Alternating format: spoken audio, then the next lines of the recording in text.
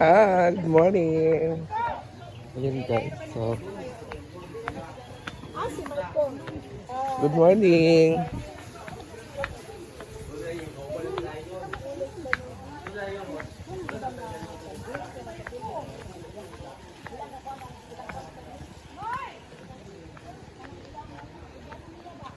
Dito tayo mga mamsi. So, ito ay dilagyan na naman siya ng chlorine kasi marami naman tayong mga bisita for today's video mga mamsis. So, yan po ay nilinis na po yan.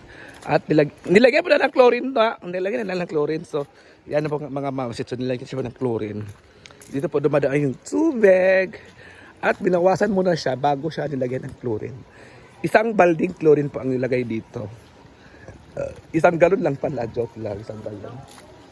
So dito naman mga mamsi, mamaya po ay may pickleball na naman tayo mamayang magaganap dito sa Hinaguan Nature Farm.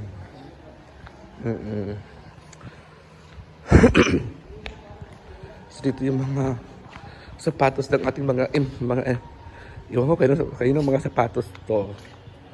Diba? Sa mga gusto mag-avail ng ating tawag dito, function hall, 15 pesos lang po. 15,000 pesos lang po yung hall nito. 15,000 pesos yung hall. Kasama na po yung mga dito, mga decoration. Yan po, mga decoration kasama na po yan. Kasal, debut, birthday. Ayan mga mamsi. So gumawa talaga si Brenda ng bago kasi nga para pagdating ng may mga gusto mag-avail dito ay magagamit. Dito naman sa gilid ay may mga bulaklak naman guys. Mga halaman ni Brenda. Nakalagay sa lalaking dito. Tawag dito. Kalimutan ko. Diba? So dito naman tayo mga mamsi sa labas. Inulit-ulit ko naman lagi pag pagdating sa labas natin dito sa gilid ng function hall o sa likod. Ay! Ha? Dili. Makikita mo yung mini pool de Brenda. Which is yung pool na to ay makikita mo talaga ay mga forest view talaga, yung mga bukid talaga, di ba? Green forest ang makikita mo talaga dito. Kasi diyan sa likod na yan ay makikita mo yung mga palayan dyan sa likod. Tabi yung mga palayan, mga pananim ni Brenda na iwan ko ang tawag dito. At alam ni mga mamsis, yan po mini pool ni Brenda ay for lang talaga yan. For mga bakla lang po talaga yan. Hindi po pinagawa na ni Brenda para sa mga bisita. Pero yung ating mga bisita ay pumupunta dito at dyan din sila gusto lang maligo at natatambay din dito. So, ina-aprobahan na rin ni Brenda na okay, para na po ito sa lahat. Sa customers man, sa mga baklaman, or sa mga social climbers man, or sa mga crew man, basta, or family, basta para sa lahat na lang yan. So, ina-aproba na po ni Brenda yan mga mamsi. Kasi may mga customer kasi tayo na gusto nilang maligo dito sa mini pool kasi walang maraming taong nakakaligo rito. Doon kasi sa malaking pool ay maraming taong naglalangoy doon or nag-swimming.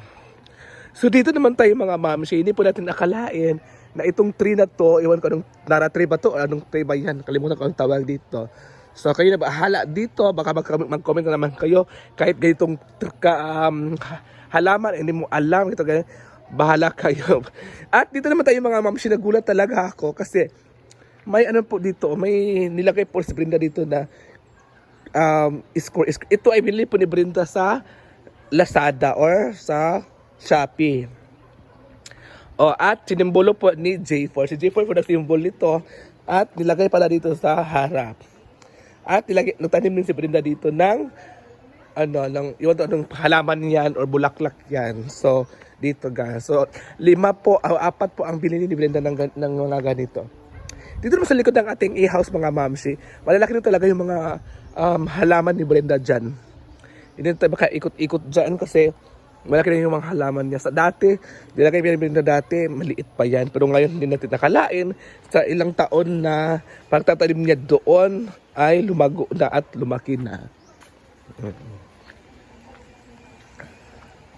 Dito naman tayo ay nag-ano po kasi yung staff natin, nilinis talaga yung pool niya kasi may mga bisita pa tayo ngayon. At fully booked tayo ngayon. Dito naman tayo habang wala pa yung nagtatrabaho sa ating payag-payag or cottage. Ayan po si Yayana. Nag-ano po si Yayana.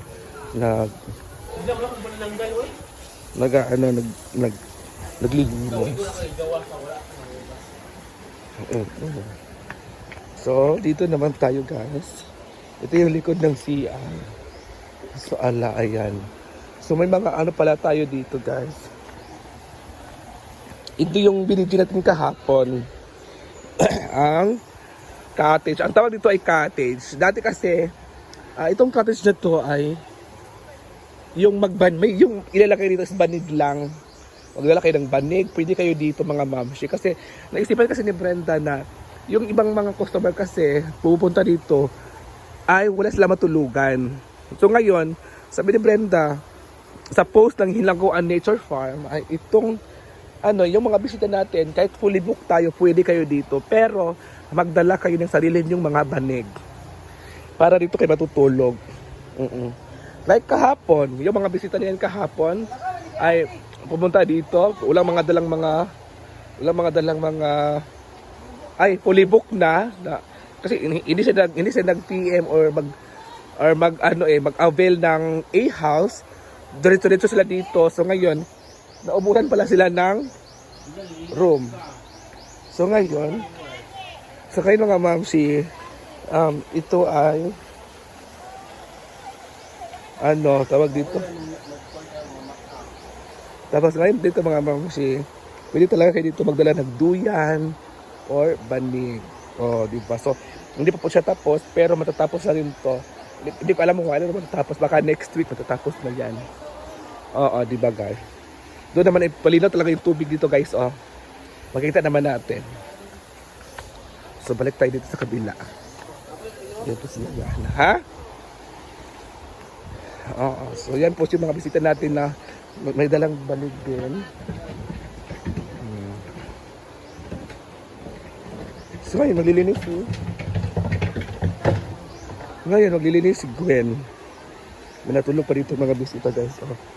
So alam niyo na ha, pwede na kayo magdala ng banig kung gusto niyo dito mag-avail.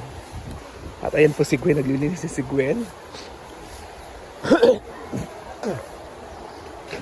So dito naman tayo mga mamsi, nakikita naman natin na hindi pa talaga siya fully tapos, pero tatapusin. Kasi dati pag bumabaha ay yung tubig ay pumupunta dito. Pero ngayon kasi marami ng mga bato nakabara or nakay sa gilid. Hindi na po siya basta-basta pasukin ng tubig ditong area. Kasi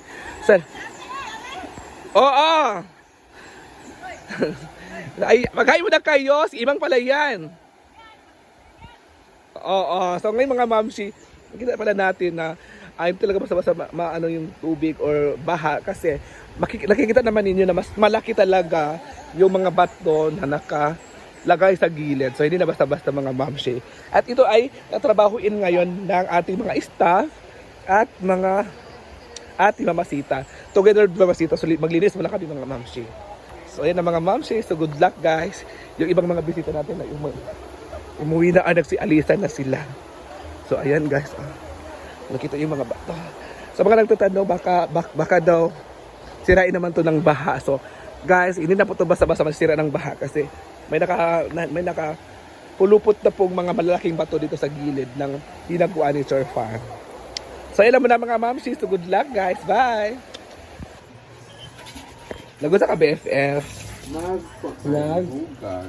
Naghugas ka? Parang wala namang hinugasan.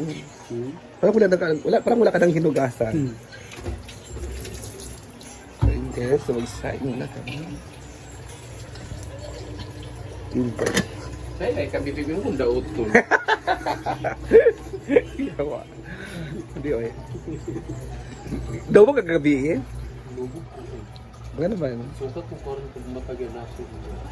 Kay- Kaya mo ko inom dira dito sa pagsunod sa biyaran. Diba, alas 4 mo nang mag-inom mga gabi eh? Ha? Alas 4? Sa 4 ka. Bako. Nakadamo mo sa inyo gabi nakamata bangko. Bata magud ka to galingon nga. Safe ang suga. Oo.